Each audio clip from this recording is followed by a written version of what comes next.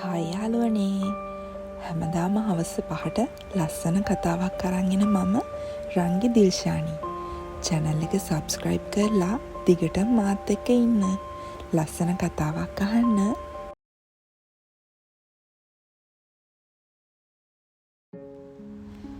පසුදින උදෑසන සියාරා අවදි වුණේ හරිම සනීපට දැනුණු නුසුමක් මැදින්. ඇස් අරින්නත් කලින් ඇයට දැනුණා කවුරු හරි තමුන්ව හරිම පරිස්සමින් තුරුළු කරගෙන ඉන්නවා කියලා. good morning මගේ රෝසමල. හැමදාම වගේ සියාරටත් කලින් අවදි වුණ රන්දීර් තමන්ගේ නිරුවත් පපුවට ඇව තද කරගෙන ඇය දෙස බලාගෙන හිටිය හරියට ලෝකේ වටිනාම වස්තුව දෙස බලාගෙන ඉන්නවා වගේ. සියාරට බාධාවක් නොවී නිදාගන්න ඉඩ දීලා ඔහු පැය ගණනක් ඇය දෙස බලා ඉන්න ඇති. good morning. ඇයි යන්නේ අද මෙච්චර සීතල? සියාරා ගුලි වෙමින් ඇහුවා. පිටතින් එන ධාරානිපාත වැහි සුළඟ ඇගේ දුහුල් ගවුම අතරින් හිරිගටු පිපෙන තරමට ඇගේ සිරුරේ දැවටුණා. එළිය හොඳට වහිනවා මැනික. වැහි කුණාටුවක් වගේ තද උහුලඟක් තියෙන්නේ. රන්දීර් ඇගේ නළල සිප ගනිමින් කිව්වා. ඉන්නකෝ, මම ඔයාට තේ එකක් හදාගෙන එන්න. හැමදාම මම නැගිටින්න පරක්කු වෙනවනේ. සියාරා දඩිබිඩි ගාලා තමුන්ගේ දිග කෙස් කලඹ ඉහළට කරලා බැදගෙන ඇඳෙන් බැස්සා. කොහේ යන්නද අනේ? මෙන්න මෙහෙ එන්නකෝ. කසාද බැඳපු ගෑණිගෙන් අඩු ගානේ උදේට කිස් එකක්වත් නැද්ද මට? සියාරාගේ සියුම් බඳ වටා රන්දීර්ගේ ශක්තිමත් දෑත් එතෙද්දී ඇය ආයෙත් පරඩලක් වගේ ඇඳට මැදිලා ආවා. රන්දීර් අයව තමන්ට යට කරගත්තේ දඩබ්බර හිනාවකින්. අද ඉඳන් හැම උදේකම මට කිස් එකක් ඕනේ. ඒක මගේ ආදරේ නීතියක්. තේරුණාද? එහෙම කියපු රන්දීර් ඇගේ දෙතොල් සිපගත්තේ මුළු ලෝකෙම නතර වුණා වගේ හැඟීමකින්.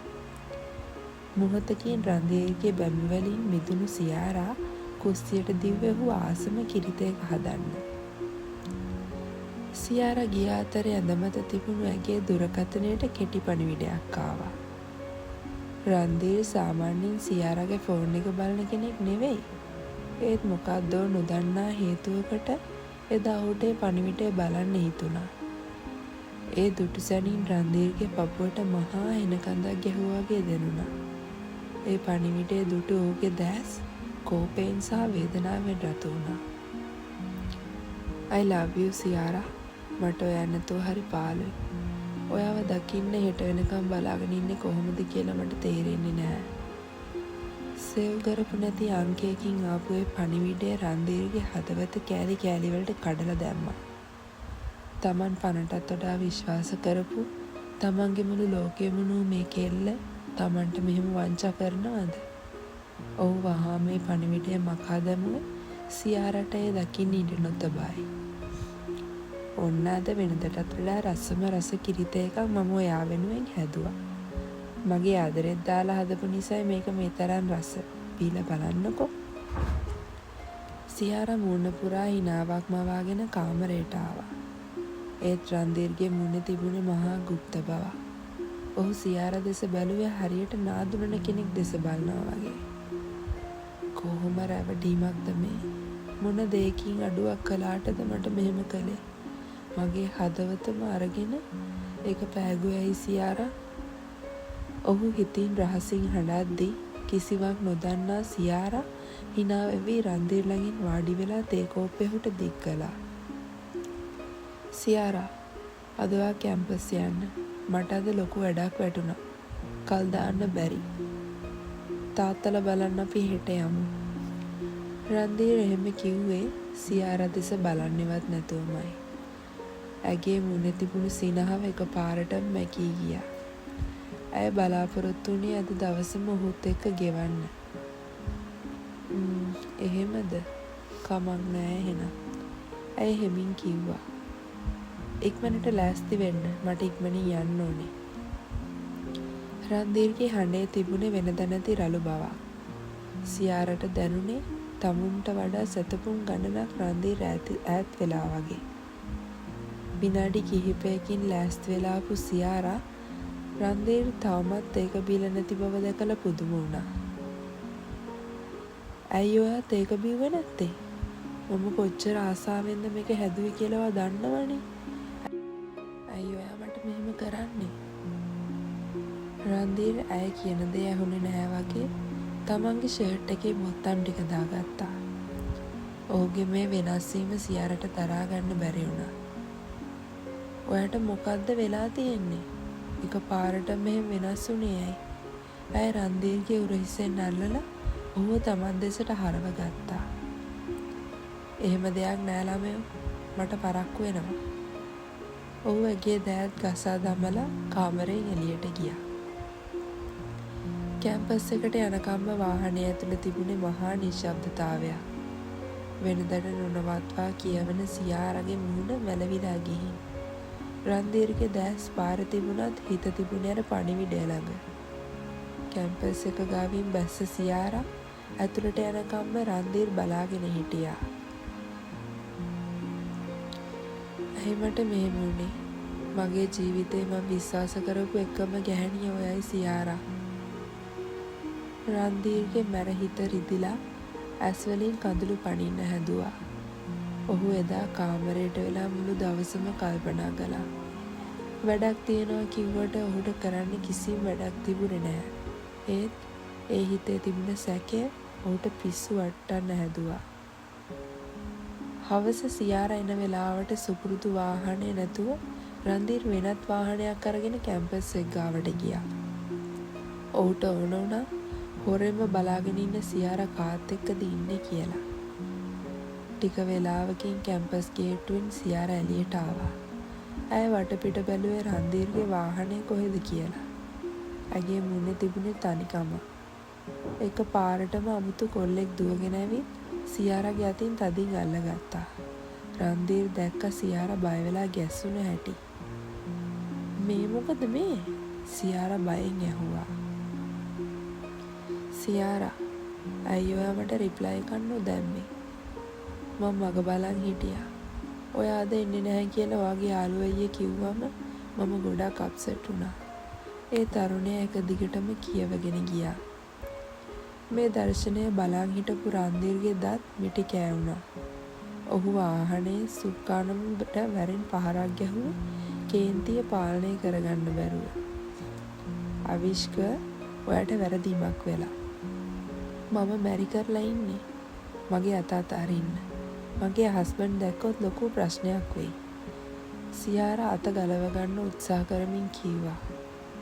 මැරීන්? නිකම් බොරු කියන්න එපා සියාරා. මම කොච්චර කාලෙක ඉඳන්ද ඔයා වෙනුවෙන් බලාගෙන ඉන්නේ.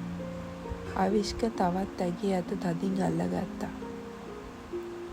රන්දීර්ට තවදුරටත් ඉවසන්න බැරි වුණා. ඔහු වේගයෙන් වාහනේ ඉස්සරහට අරන් ගිහින් සියාරා ඉදිරියේ නතර කළා. ෂටර් එක පාත් වෙද්දි සියාරා මරණ බයෙන් වගේ ගැස්සුණා. රන්දීර්ගේ ඇස්වල තිබුණේ මහා දරුණු ගින්දරක්. අත අරිනවහලෝ, මගේ හස්බන්ඩ් ආවා. සියාරා අවිෂ්කගේ අත ගලවාගෙන වෙව්ලන දෑතින් රන්දීර් දෙස බැලුවා. රන්දීර් වාහනෙන් බැස්සේ හරියට තමන්ගේ ගොඳුරට පනින්න යන සිංහයෙක් වගේ. මුළු වටා පිටාවම එකපාරම නිශ්ශබ්ද වුණා. සියාරා දැනගත්ත අද මහා විනාශයක් වෙන්නයි යන්නේ කියලා. සියාරා, මොකද අද මෙතනින් යන්න හිතක් නැද්ද? වාහනේ පෙනිපෙනින් මොනවද තවත් මෙතනට වෙලා කරන්නේ? රන්දීර් එහෙම ඇහුවේ අවිෂ්ක දෙස මාර්ග බැල්මක් කෙරෙන ගම. රන්දීර්ගේ රළු දෑත් සියාරාගේ සිව්මැලි අතකින් තදින් අල්ලගත්තේ ඇයට රිදෙන බවත් නොදැනමයි. ඔහු ඇයව හිත්පිත් නැතිව වගේ ඇදගෙන ගිහින් වාහනයට නැග්ගුවා. ආයෙත් වතාවක් අවිෂ්ක දෙස රවා බලපු රන්දීර් වේගෙන් වාහනයට ගොඩ වුණා. මුළු ගමන පුරාම රන්දීර් එකම වචනයක්වත් කතා කළේ නැහැ. අඩුම තරමේ සියාරා දිහා එකම වතාවක්වත් බැලුවේ නැහැ. වාහනය ඇතුළේ තිබුණේ මිනි කන්දරාවක වගේ මහා මලානික නිශ්ශබ්දතාවයක්. රන්දීර්, මේ සිද්ධ වුණ කිසිම දෙයක් මම දන්නේ නැහැ. අනේ ඇයි ඔයා ඔහොම ඉන්නේ? ඇයි මම දිහා බලන්නවත් නැත්තේ? රන්දීර්ගේ මේ නිහඬ බව සියාරගේ පපුවට පිහිපාරවල් ගහනවා වගේ දැනුණා. ඇගේ දැස් කඳුලින් පිරලා බේරෙන්න ආසන්නයි. උදේ තිබුණේ ආදරණීය ලෝකේ දැන් මලගියක් වගේ පාළුවට ගිහින්. ගෙදරට ආපු රන්දීර් වාහනය වත්තට දාලා කිසිම දෙයක් නොවුණු ගානට වාහනයෙන් බහලා ගියා. සියාර දරා ගන්න බැරි දුකකින් ඔහු යන දිහා බලාගෙන හිටියා. ඇය කාමරයට යද්දී රන්දීර් බැල්කනියට වෙලා සිගරට් එකක් උරමින් හිටියා. ඔහු ඈත බලාගෙන හිටියේ මහා කල්පනාවක වැටිලා. සියාර හිමින් සැරේ ඔහු පිටිපස්සෙන් ගිහින් රන්දීර්ව තදින් බදාගත්තා. මේ අහන්නකෝ, මම මේ මිනිස්සයා එක්ක මීට කලින් කතා කරලා නැහැ. අනේ මම කවදාවත් ඔයාට වරදක් කරලා නැහැ රන්දීර්. මම දන්නේ නැහැ මොකද්ද උනේ කියලා. ප්ලීස් එකම වතාවක් මම දිහා බලන්න. සියාරා ඉකිගසමින් කියද්දී රන්දීර් ඇගේ අත්බැමි ගලවලා දාලා ඇය දෙසට හැරුණේ හරිම නෝන්ජල් හිනාවකින්. දන්නේ නෑ. දන්නේම නැද්ද? ඒ කියනවා බබා. එහෙමද? ඔහුගේ හිත මොනතරම් විදිනද කියනවා නම් Taman පරටත් වඩා ආදරය කරපු සියාරාගෙන දැන් තිබුණේ මහා කලකිරීමක්. මොනවද දෙවියනේ මේ කියන්නේ? ඔයා හිතනවද මම ඔයාට වංචාවක් කරයි කියලා? ඇය ඇස් රතු කරගෙන ඇහුවා. ඔව්, මම කවදාවත් එහෙම හිතුවේ නෑ සියාරා. මට දැනුණ ආදරේ වංචාවක් කියලා මම ඊනකින්වත් හිතුවේ නැහැ. ඒත් දැන් මට තේරෙනවා සියාරා, උඹේ ලේවලම තියෙන වංචාව කියලා. මුලින්ම උඹේ අක්කමාව රැවට්ටුවා. දැන් උඹ සිංහෙක් වගේ හිටපු මාව බල්ලෙක් ගානට ඇදලා දාලා උඹ මට මෙහෙම කළානේ. ඔහු තවත් සිගරට් එකක් පත්තු කරගත්තේ කේන්තිය පාලනය කරගන්න බැරුව. නැහැ රන්දීර්, මම කවදාවත් ඔයාව රැවට්ටුවේ නැහැ. මම ඔයාට මගේ පරටත් වඩා ආදරේ. අනේ මම කියන දේ විශ්වාස කරන්න. සියාරා දුවගෙන ගිහින් ඔහුගේ දෙන් කමුල්ල අල්ලගත්තා. ඒත් රන්දීර් ඇයව රළු ලෙස පසෙකට තල්ලු කළා. මම ඔබෙන් පරිගන්නවා සියාරා. මම මැරේ. හැබැයි මම ඔබට ගහලා රිද්දන්නේ නැහැ. ඔබ මට වංචා කළේ මම විශ්වාස කරපු ඔබේ හදවතින්. ඒ හදවත මම නොමර මරනවා. හොඳට මතක තියාගනින්. ඔහු ඇගේ දිග කෙස් වැටියෙන් තදින් අල්ලාගෙන වචන ටික කිව්වේ මහා වෛරයකින්. ඉන්පසු ඔහු කාමරයෙන් පිට වෙලා ගියේ සියාරා බිම් වැටිලා හඬද්දී. එදා රන්දීර්ගේ හිතේ තිබුණ වේදනාව පිට වුණේ දරුණු විදිහට. ඔහු තමන්ගේ ගෝලීන් ලවා අවිෂ්ක පැහැරගෙන පාළු ගොඩනැගිල්ලකට ගෙනාවා. රන්දීර් එතනට යද්දී අවිෂ්කව හොඳටම තලල පෙළලු දාලා තිබුණා. ලේ පෙරාගෙන බිම් වැටි හිටපු අවිෂ්කගේ කෙස් වැටියෙන් රන්දීර් ඔසවා ගත්තා. මගේ අසාද ගෑණි යතින් අල්ලන්න උට කොහෙන්ද හයියක් ආවේ? මම කවුද කියලා නොදැන දුඹ එක සම්බන්ධයක් පටන් ගත්තේ. අවිෂ්ක හිටියේ සිහියත් නොසිහියත් අතර. ඔහුට කිසිම දෙයක් කියාගන්න බැරි වුණා.